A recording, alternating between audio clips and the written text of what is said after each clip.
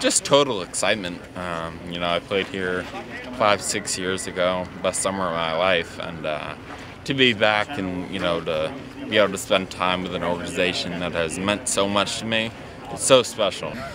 We had such a great time as a family coming up here. We came up every night that summer watching Ryan, and just had a tremendous summer, and really got to know the organization well, and Drew Weber and a lot of the people that run this show. And sort of for them to do this for Ryan is really, really special. Obviously for him, but for us too.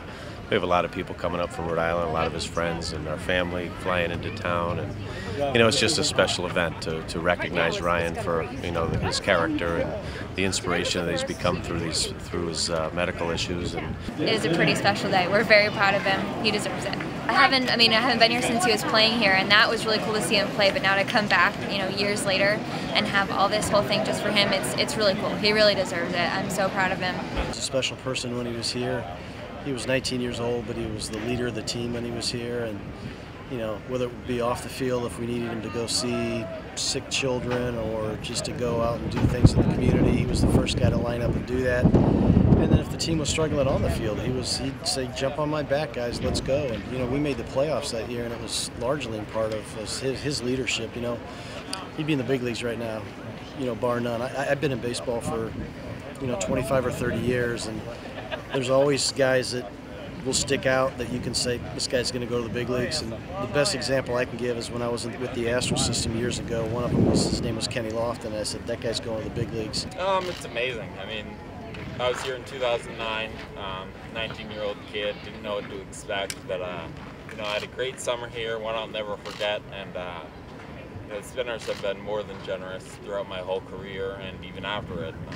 It's really special. I remember his first game coming up here and standing up there all by myself and just looking around, and Ryan's so passionate about the game, and so just to come up and watch that first game night after night, and watch him be successful and watch him make new friends and just really excel in the game was a lot of fun. Yeah, I remember I actually got the news. I was at a concert in Las Vegas of all places, and I saw the news on my phone, and it just hit me hard. And it's odd to have something hit you like that so hard.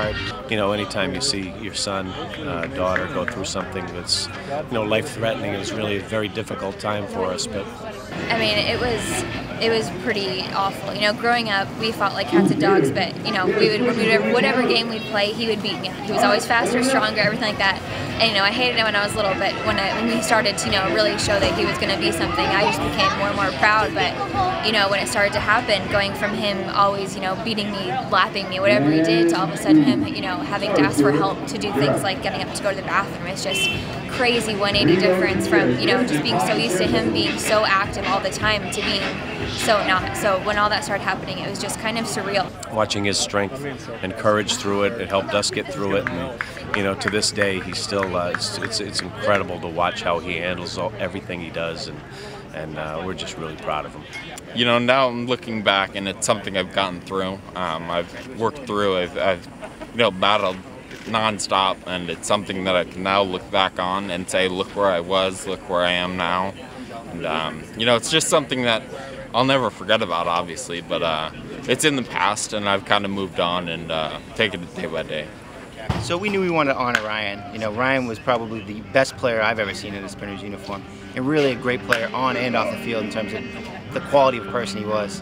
We were inviting him out to our hot stove dinner, and we decided basically, how do we do it? What do we do? We're going to have Ryan Westmoreland Day. Is it just a day? Is it a bobblehead? And we kind of started down the road of, all right, let's look into retiring the number.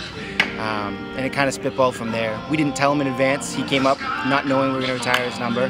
I gave him a little bit of advance notice. He didn't tell his parents, so it was a surprise for them. And it's just kind of rolled since then into this day that we have here today.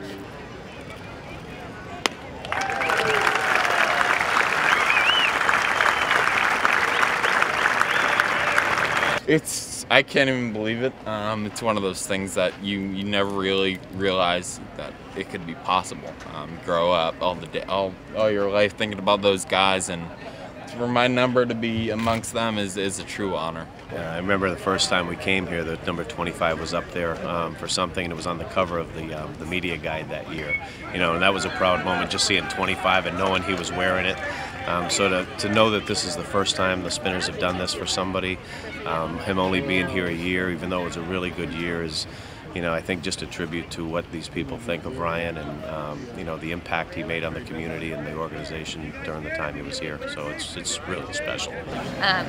It's crazy to think that it's been so long since he's been playing here, but they really make it seem like he's still part of the family, which is, I know he really appreciates it, so do we. So when it comes to honoring Ryan, he fought so hard to get back here. In that summer in 2010, after he fought through a year of rehab where he had to learn how to retie his shoes and really regain all motor function, he got back here and he took batting practice on the field with the Spinners. And that was such a big step for him.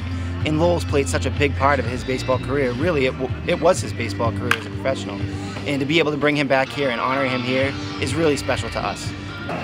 It's awesome that he can be so positive about it. So he's still so inspiring to me. He's so determined to just do something to make him happy. And I choose to live my life that way now, just because I'm thinking, you're having a tough day, look at him, look what he's been through, and he's still every day trying to do better for himself, trying to be better, and he inspires me every day to just keep a positive attitude. It's awesome. And it's something where we hope this isn't just the end. This is a celebration of his career. This is just the start. Anything Ryan needs, he's always a part of the Lowell Spinners baseball family, and we hope we're always a part of his baseball story. I can't say enough good things about Lowell. This organization just took me in when, like I said, I was a young 19-year-old kid. Treated me like family. And that's what you need when you're a young kid just learning pro ball is, an organization like this that has your back, whether you're playing or not. They've meant the world to me, and they always will.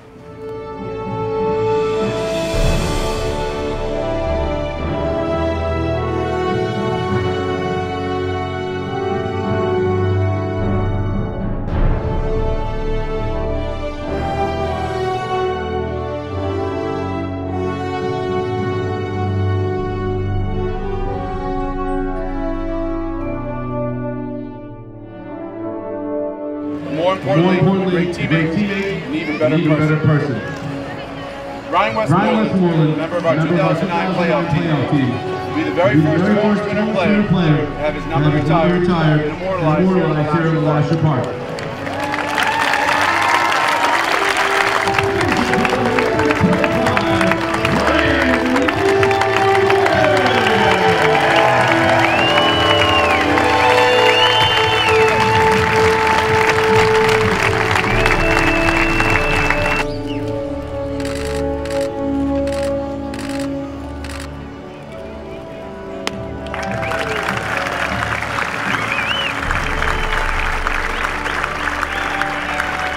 Fans, it's going to be an incredible night here in the Lasher Park. Stay tuned. In the second inning, we reveal Westy's number. Once again, a big hand, ladies and gentlemen, our very own Ryan Westmoreland.